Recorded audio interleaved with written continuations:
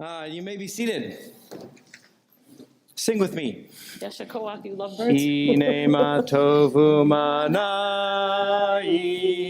shevet chachim gam yachad.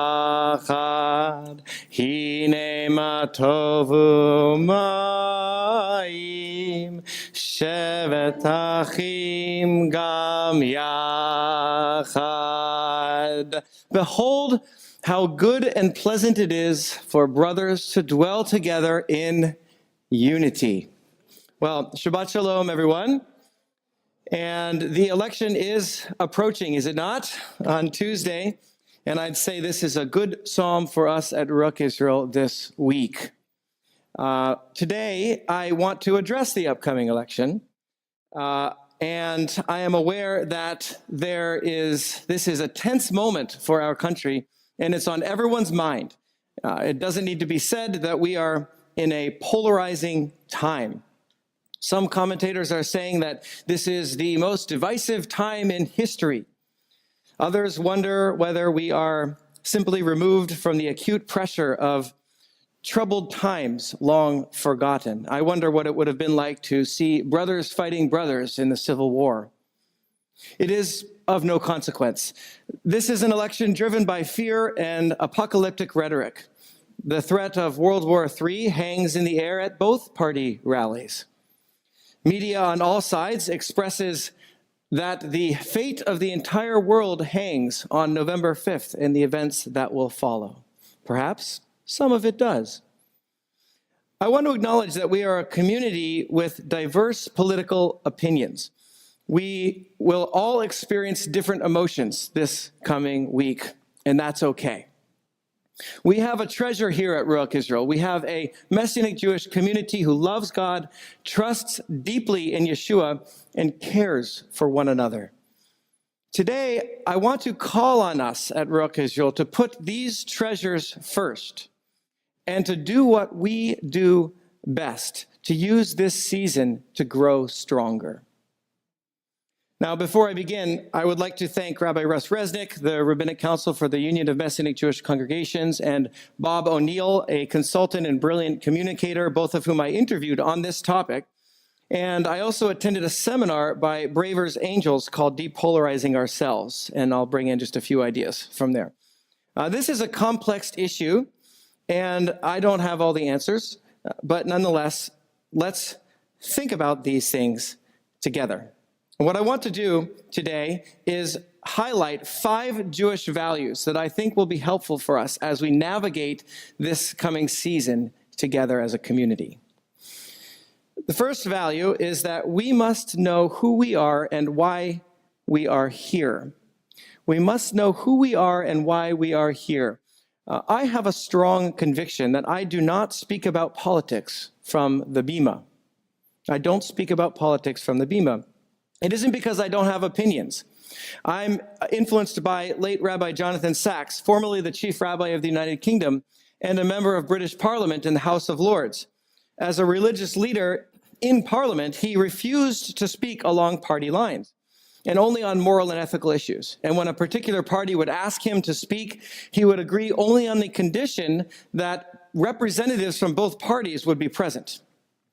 He argued that the political system and the religious world must at all costs remain distinct from one another.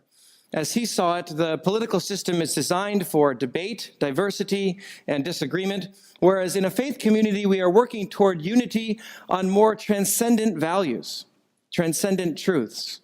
I'll quote Rabbi Jonathan Sacks. We know that on one occasion in Jewish history, this line was crossed. Religion and politics did mix. They were the Hasmonean kings. The kings combined the office of king and high priest. It was a horrendous mistake, and the end result was that the Jewish people became so divided that the Jews inside the temple were more busy fighting and killing one another than they were fighting the enemy outside. It took us more than 2,000 years to recover from that mistake. I can't understand why people who know Jewish history don't realize that to mix religion and politics is a mistake at every level, politically, religiously, and in terms of the ability to unite a people around a set of moral ideals. Now, I'll say the progressive Jewish community today has gone in a different direction, intentionally building their communal identity around political movements and social policies. The powerful reason being that in the wake of the Holocaust, we Jews must speak out on social issues. Okay, a counterbalancing reality, perhaps. However, recently, some self-examining leaders wonder whether this trend has maybe gone too far. Rabbi Russ Resnick quoted a journalist who wrote about an emerging trend among some Jewish young people who were questioning whether party affiliation must be their central Jewish identity. Once a religious community stakes its ground along party lines and social movements, they lose the opportunity for political diversity in their midst, and then risk exchanging core, enduring biblical values for passing political fads.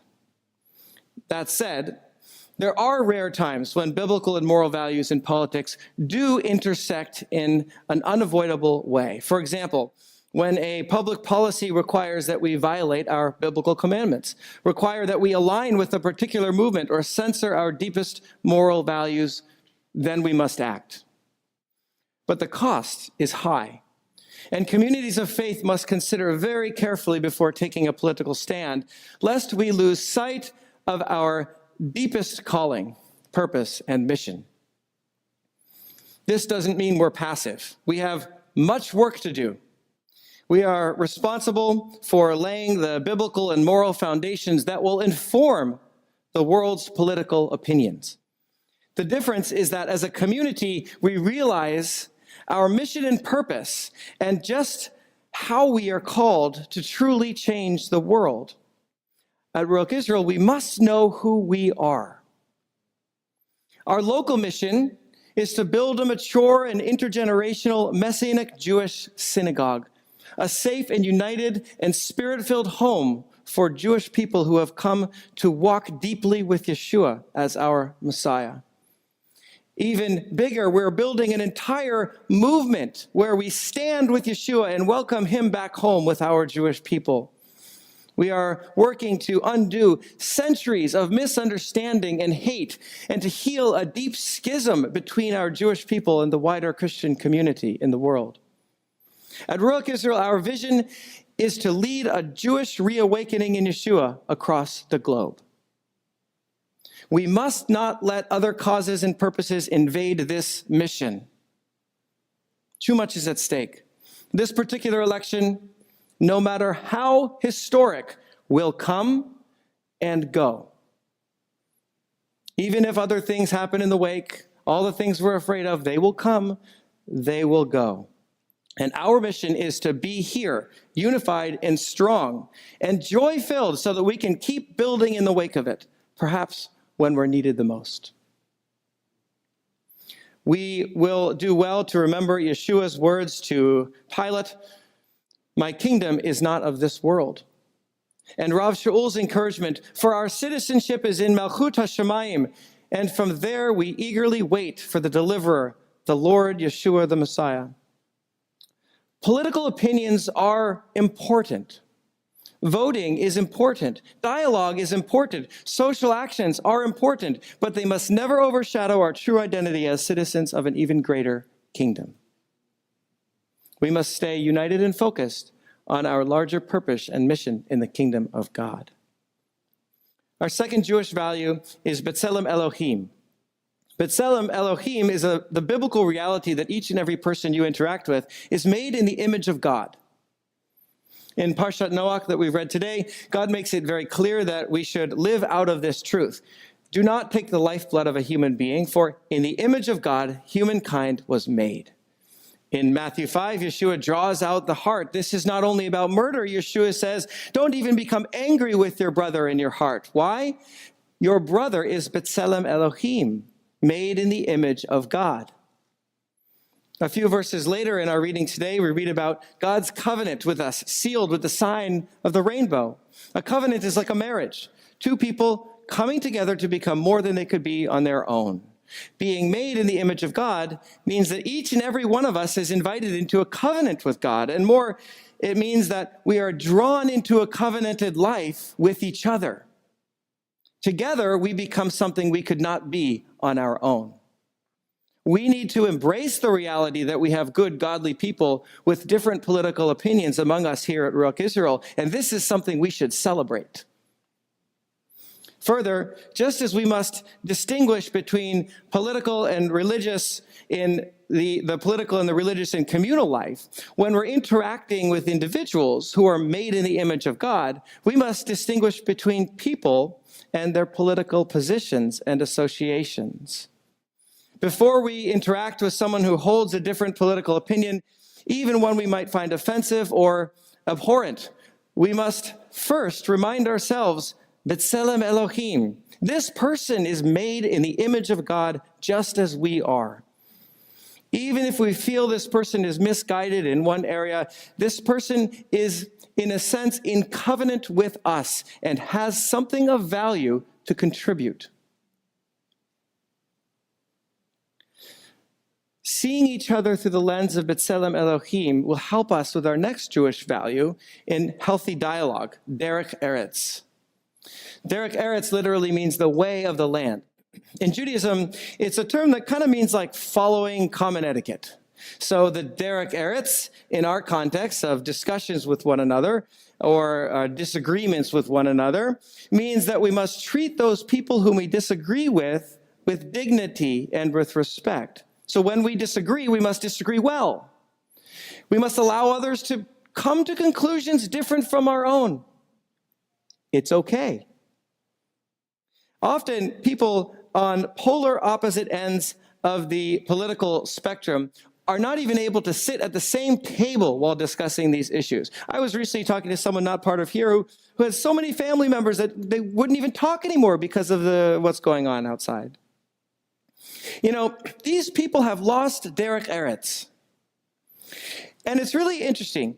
When I speak separately with these same people and ask questions and hear about their children and their grandchildren and their interests and their hobbies, I find that most often both sides actually share many of the same core values. If you boil it down to the core values, the issue is that they differ wildly on the outworkings of those core values in the political arena.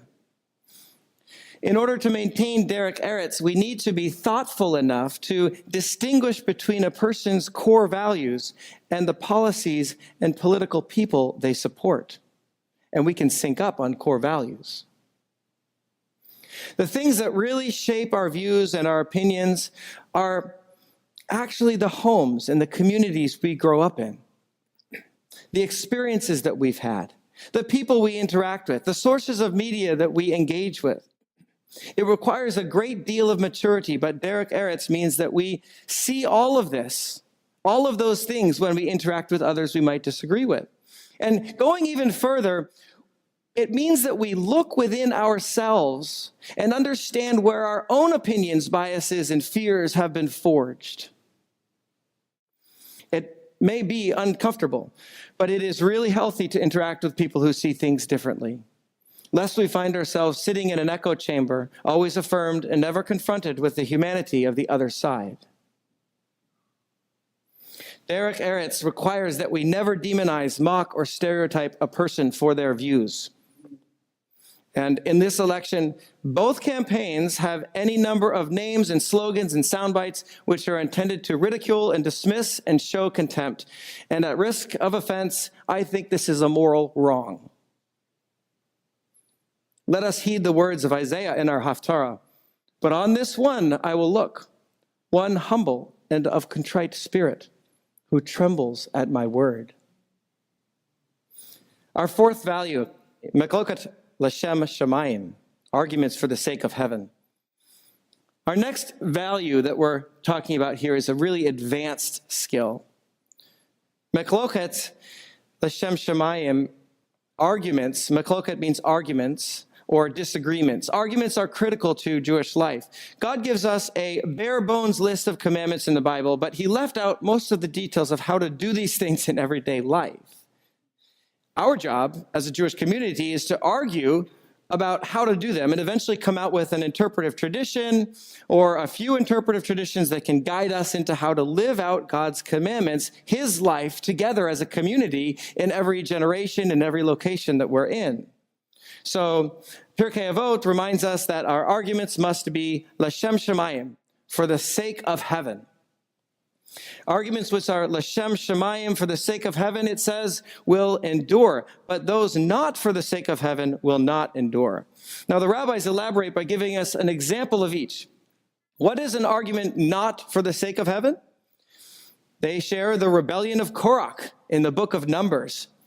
Korach challenged the priesthood for his own sake because his desire to control, his desire for power, it was not with the interest of seeking the kingdom of heaven in mind.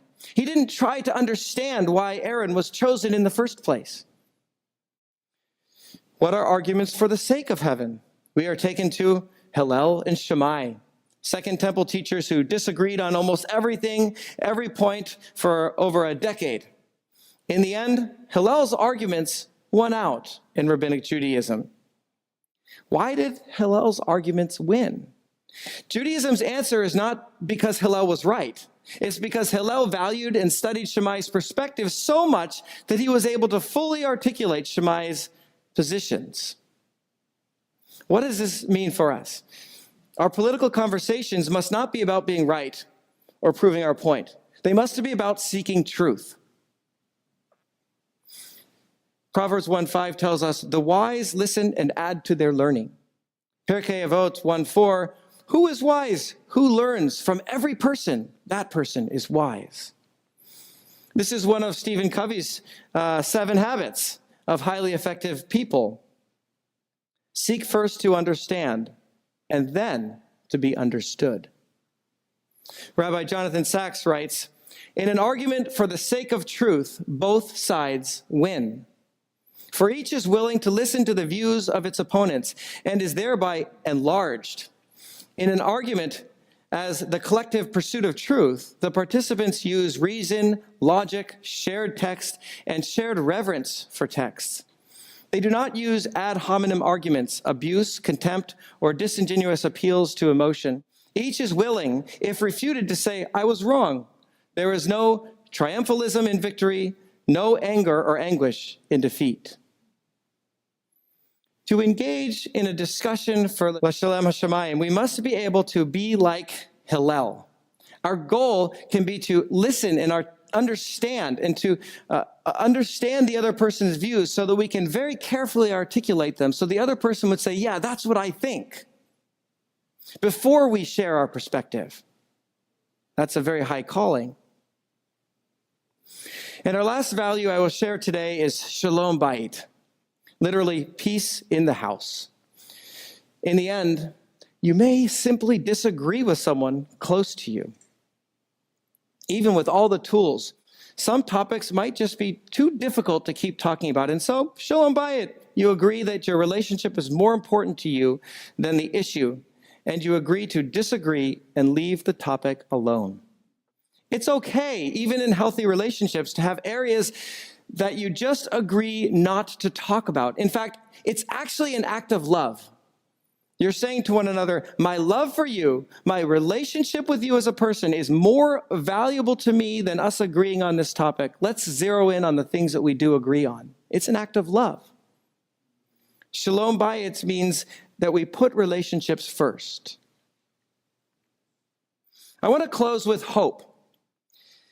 Hope is not a whitewashing over real problems in the world, pretending it will just get better. Hope is not found in a political person or ideology. Hope is when, in the face of uncertain times, we come together in unity and put our trust in the Lord.